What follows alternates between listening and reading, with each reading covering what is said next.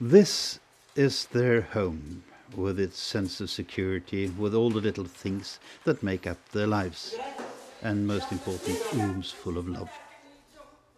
Valentina used to be a midwife, but for 45 years she's been the boss of Svetliput in Bishkek, the capital of Kyrgyzstan.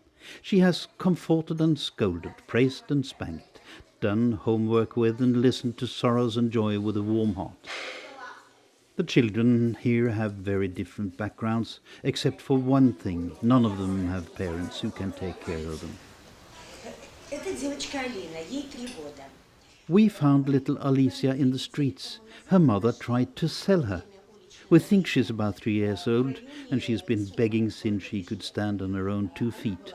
The mother is an alcoholic. But she's a strong kid, secure in her way, and I'm sure she'll be adopted into a safe home very soon. As the older children take their lunch and do their homework, the little ones are having their midday nap in good order. Each kid is its own little universe, floating in and out of sleep, dreams filled with adventure and emotions. And then they grow up. Jomik has been with us for 4 years, a rascal and a super chap. He ran off to play football, and now he is at an athlete's high school to become a coach. Once I found him with 2 friends at the top of the roof. They had practiced mountaineering up the walls. Спасибо, Валентина Степановна. Мамочки. The running of Svetliput was financed by a Norwegian Missionaries Alliance for 10 years. Now private sources have taken over, among them 2 Norwegian Rotary clubs in cooperation with the Rotary Club of Bishkek. Kristin Seljebakken represents a Norwegian youth organization and is working as permanent member of the board in Bishkek. A delegation of Rotarians are visiting, some from Majorstuen Rotary in Oslo, some from Bishkek. They have taken the work significant steps further. Gunnar Gulliksen was the one who took action when the Missionary Alliance terminated its financing, and he's played an active role ever since. His idea is that teaching of practical crafts following obligatory school could give the children a platform as independent citizens, a not too expensive qualification in crafts that will always be in demand, not least like Gunnar's own hairdressing. Today Gunnar has brought a suitcase full of practical gifts. Christina receives them on behalf of them all. She's in the middle of the great leap in her life. She has just completed the first part of her education and is about to start work as a trainee. And yesterday she moved into the new block of students' bedsits that is to be inaugurated tomorrow. Christina and her sister lost their parents when they were 10 and 11, suddenly. We cried for a year, they say. But they found a new mother in Valentina and a new home in Svetliput, and life goes on. The sister aims at university studies. Valentina has passed the age of retirement many years ago, but can she resign? Oh, impossible. Who's there to take over? And what can she do? Valentina is Svetliput. Svetliput is Valentina. A street market in Bishkek. Kyrgyzstan is on the far eastern fringe of what used to be the Soviet Union, sandwiched between 2 other stand republics and China high up in the mountains. The Silk Road of Marco Polo crossed the plains here. The history is exotic, as is the population. People of Mongolian and European origins are mingling in the streets. The country is poor, though things are improving step by step. But still, 7,000 children are living on the pavements of the capital, and that is a depressingly high figure for a city with less than 1 million inhabitants. Orphanages can take care of a few. Here we are at another one, the Antonovoka, where the average age is a bit higher than at Svetliput. There was some sort of vocational training here when the Rotary Corporation started, but conditions were rather poor. The Norwegian government granted a substantial sum. The Rotary clubs in Bishkek and Oslo collected the rest. And Nils Dannevik, a construction engineer with a long career in the third world behind him, said yes, spontaneously, when his club friend Gunnar Gulliksen asked him to manage the building of new facilities. It resulted in this vocational training school with 4 lines: hairdressing, baking, felt work and tailoring. Gunnar Gulliksen assists in the education. Yes, my dream is like all the others here, I assume, to work in a large, nice saloon once. The guinea pig that lets his own hair be cut and cut and cut is the brother. Is very much accustomed to it, he tells us.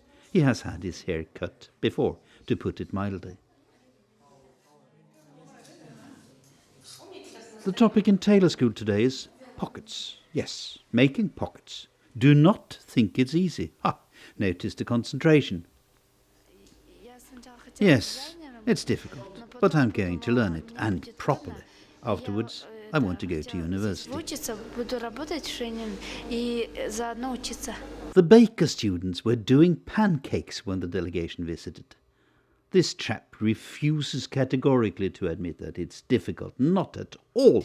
It's just a matter of biting the bullet, mobilize your good spirits, and oops. Yeah, well, the dough is thin and the pan is heavy, but look, up it comes. My big idea is to become a gourmet chef in a decent restaurant. I like what I do. But free from the pancake challenges, he tells us, slightly blushing, that no, he wishes to become a dancer.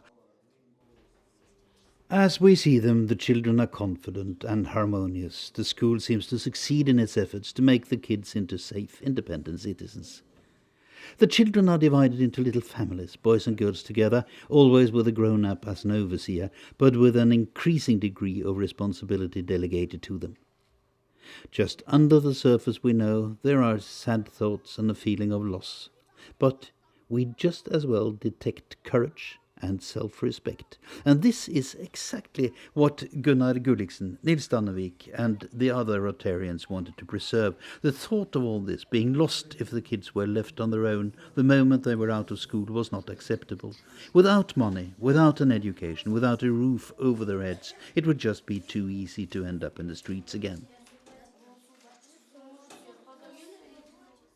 It's party time, a party to celebrate a vision, a party for the youths who's getting a new platform in life. Norway's ambassador, Ole Bjørnøy, has come from Alma-Ata in Kazakhstan. Before he was appointed ambassador, Bjørnøy had a central role in funding this project from the foreign ministry in Oslo. The Rotary clubs in Oslo and Bishkek and the ministry cooperated closely, and all parties had full insight in all details all the way. Thus it is hoped this will be a model for future projects. Nils Dannevik has been the main coordinator of the building process. I am very grateful for the fine cooperation we've had with the Rotarians and Bishkek and the members' contacts with local administration. We would never have been able to complete this without that contact. It has been an overall principle that no form for bribery should ever take place, and I'm happy to say that we have fully achieved that. At dette skulle kunne skje uten at det ble betalt noen form for bestikkelser. Og det føler vi oss trygge på at vi har klart. Local authorities are part of the cooperation and have accepted the conditions laid down by the foreign contributors.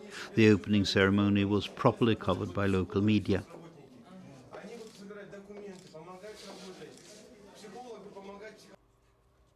But most important, Christina pops in, with an hour's leave from her new job as a trainee in a nearby hairdresser's saloon. She's in a hurry, but she wants to show us her new life. This has been her home for exactly 24 hours.